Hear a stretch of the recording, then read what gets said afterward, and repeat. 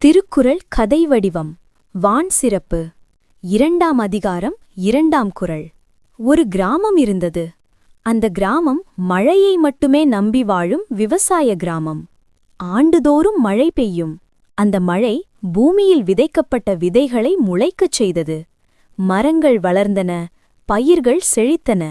மழை முதலில் தாவரங்களுக்கு உணவாக அமைந்தது. அந்த தாவரங்கள் மனிதனுக்கும் மாடுகளுக்கும் பறவைகளுக்கும் மற்ற விலங்குகளுக்கும் உணவாக மாறின. மழை ஆறுகளாக ஓடி கிணறுகளை நிரப்பி அனைவருக்கும் அருந்தும் நீராகவும் பயன்பட்டது.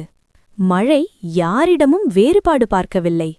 விவசாயியின் நிலத்திலும் வணிகரின் வீட்டிலும் ஏழையின் குடிசையிலும் பணக்காரனின் மாளிகையிலும் ஒரே மாதிரிதான் பொழிந்தது.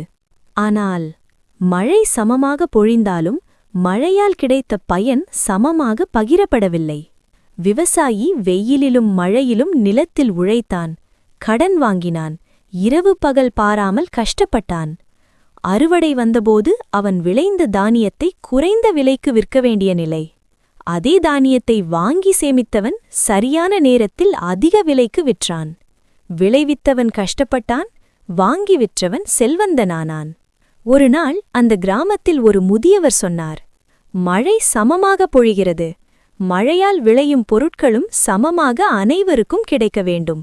ஆனால் மனிதன் தன் சுயநலத்தால் அந்த சமநிலையை குலைக்கிறான்.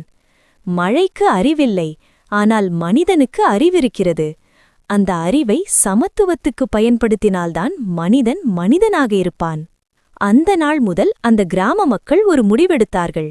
இணைத்து விவசாயியின் உழைப்புக்கு நியாயமான விலை, அனைவருக்கும் நியாயமான பங்கு. மழை போல வளமும் சமமாக பகிரப்பட்டது. கதை சொல்லும் கருத்து: மழை எல்லோருக்கும் சமம். மழையால் கிடைக்கும் வளங்களையும் எல்லோருக்கும் சமமாக பகிர்வது மனிதனின் அறிவும் மனிதநேயமும்.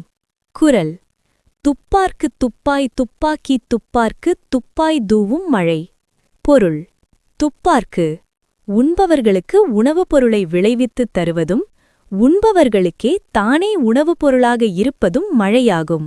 கதை: யாரையும் பாகுபாடு பார்ப்பதில்லை மழை, எல்லோருக்கும் வாழ்க்கை. அதனால்தான் திருவள்ளுவர் மழையை அனைவருக்கும் சமமாக வழங்கும் இயற்கையின் கொடை என்கிறார்.